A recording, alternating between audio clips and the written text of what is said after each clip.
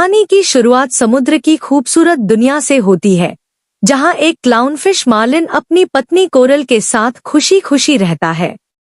दोनों अपने आने वाले बच्चों के लिए एक सुरक्षित घर बनाते हैं। लेकिन तभी एक खतरनाक बराकुड़ा हमला कर देता है। मार्लिन बेहोश हो जाता है और जब उसे होश आता है तो उसकी पत्नी और लगभग सारे अंडे नष्ट हो चुके होते हैं। सिर्फ एक अंडा बचता है, जिसे मार्लिन बहुत प्यार से नेमो नाम देता है। समय बीतता है और नेमो बड़ा होने लगता है। उस हादसे की वजह से मार्लिन बेहद डरपोक और ज्यादा सुरक्षा करने वाला पिता बन जाता है। वह नेमो को हर छोटी बड़ी चीज से बचाने की कोशिश करता है, लेकिन नेमो चाहता है कि उसका पिता उस पर भरोसा करे। पहले स्कूल वाले दिन नेमो अपने दोस्तों के साथ समुद्र में निकलता है। मार्लिन बार बार उसे सावधान रहने को कहता है। तभी बच्चे दूर एक नाव देखते हैं। मार्लिन मना करता है, लेकिन गुस्से में आकर नेमो अपनी हिम्मत दिखाने के लिए नाव के पास तैर जाता है। उसी समय एक गोताखोर नेमो को पकड़ लेता है और उसे एक प्लास्टिक बैग में बंद करके नाव पर ले जाता है। मार्लिन अपनी पूरी ताकत से पीछा करता है, लेकिन नाव बहुत तेजी से दूर चली जाती है। अब उसका बेटा उससे बिछड़ चुका होता है। मार्लिन नेमो को ढूंढने निकल पड़ता है। रास्ते में उसकी मुलाकात डोरी नाम की एक नीली मछली से होती है, जिसे हर थोड़ी देर में सब कुछ भूल जाने की बीमारी होती है। शुरुआत में मार्लिन को डोरी पर भरोसा नहीं होता, लेकिन उसके पास कोई और रास्ता भी नहीं होता। दोनों समुद्र में आगे बढ़ते हैं।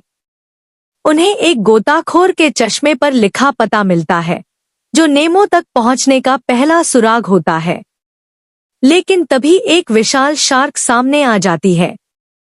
शार्क खुद को शाकाहारी बताती है और उन्हें अपने दोस्तों से मिलवाती है।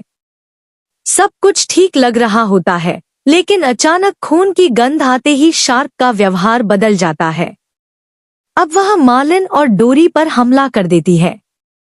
दोनों किसी तरह वहां से भाग निकलते हैं। रास्ते में उन्हें समुद्र की गहरी और अंधेरी खाई मिलती है, जहां एक डरावनी मछली अपने चमकते हुए लालच से उन्हें फंसाने की कोशिश करती है। मुश्किल से अपनी जान बचाकर दोनों आगे निकलते हैं।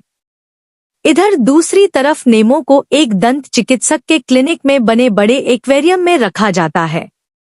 वहां उसकी मुलाकात कई अलग अलग मछलियों से होती है।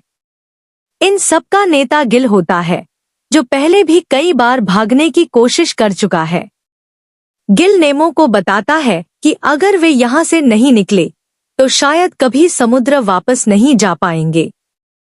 वह एक नई योजना बनाता है और नेमो से कहता है कि अगर वह बहादुरी दिखाए तो सबकी आजादी का रास्ता खुल सकता है। नेमो एक दंत चिकित्सक के एक्वेरियम में फंस जाता है, जबकि उसके पिता मार्लिन उसे ढूंढने के लिए डोरी के साथ लंबी यात्रा पर निकल पड़ते हैं। गिल अपनी भागने की योजना शुरू करता है। वह नेमो से कहता है कि एक्वेरियम के फिल्टर को बंद करना होगा। नेमो हिम्मत करके फिल्टर के अंदर जाता है और उसे जाम कर देता है। फिल्टर खराब होने पर डॉक्टर उसे साफ कर देता है, इसलिए पहली कोशिश नाकाम हो जाती है। लेकिन गिल हार नहीं मानता। उधर मार्लिन और डोरी विशाल समुद्री कछुओं से मिलते हैं। वे समुद्र की तेज धारा ईस्ट ऑस्ट्रेलियन करंट में सफर करते हैं और बहुत तेजी से सिडनी की ओर बढ़ते हैं। सफर के दौरान मार्लिन धीरे धीरे डरना छोड़ देता है और डोरी पर भरोसा करना सीखता है। सिडनी पहुंचने से पहले डोरी एक जाल में फंस जाती है। मार्लिन अपनी जान जोखिम में डालकर उसे बचा लेता है। डोरी को एहसास होता है कि मार्लिन सिर्फ एक डरा हुआ पिता नहीं, बल्कि बेहद बहादुर भी है। इधर डॉक्टर की भांजी डार्ला आने वाली होती है। वह मछलियों के साथ बहुत बुरा व्यवहार करती है। गिल समझ जाता है कि अगर नेमो डार्ला के हाथ चला गया तो उसका बचना लगभग नामुमकिन होगा। गिल एक आखिरी योजना बनाता है। वह नेमो को मृत होने का नाटक करने को कहता है। डॉक्टर उसे मरा हुआ समझकर एक प्लास्टिक बैग में डाल देता है और उसे फेंक देता है। नेमो आखिरकार समुद्र में पहुंच जाता है और आजाद हो जाता है। लेकिन इसी बीच मार्लिन को एक पेलिकन बताता है कि नेमो मर चुका है। यह सुनकर मार्लिन पूरी तरह टूट जाता है और वापस लौटने लगता है। तभी डोरी की मुलाकात असली नेमो से होती है। नेमो उसे पहचान लेता है और अपने पिता को बुलाने के लिए कहता है। शुरुआत में डोरी अपनी भूलने की बीमारी की वजह से सब भूल जाती है, लेकिन फिर उसे सब याद आ जाता है। आखिरकार मार्लिन और नेमो की भावुक मुलाकात होती है। दोनों एक दूसरे को देखकर बेहद खुश हो जाते हैं।